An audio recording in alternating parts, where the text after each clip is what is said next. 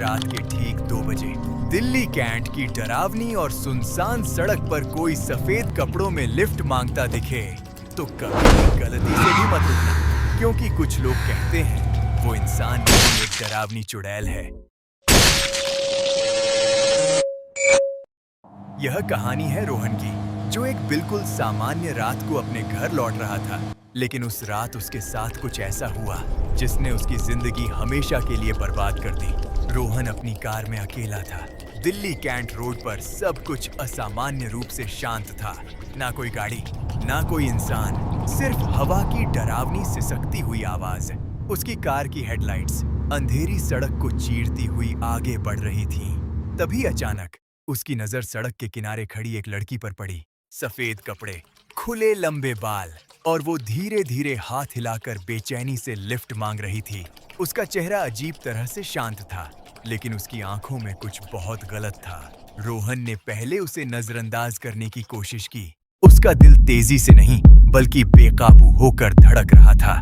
लेकिन जैसे कोई अदृश्य ताकत उसे मजबूर कर रही हो, उसने ब्रेक लगा दी और दरवाजा खोल दिया। जैसे ही वो लड़की कार में बैठी, एक बर्फ से भी ज्यादा ठंडी हवा अंदर भर गई। कार का तापमान अचानक गिर गया। रोहन के हाथ बुरी तरह कांपने लगे। उसने पूछा, आपको कहाँ जाना है? लेकिन लड़की चुप थी, बस सामने एक तक घूर रही थी।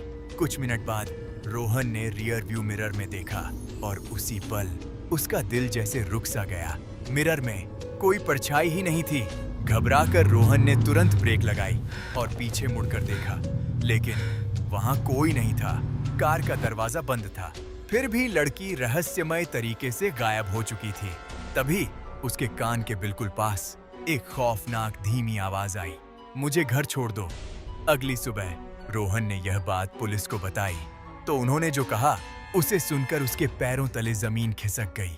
कुछ साल पहले उसी सड़क पर एक लड़की की एक्सीडेंट में मौत हो गई थी, जो आज भी लोगों से लिफ्ट मांगती है। और सबसे डरावनी बात, रोहन की कार की पिछली सीट पर मिट्टी से बने हुए 2 साफ हाथों के निशान थे।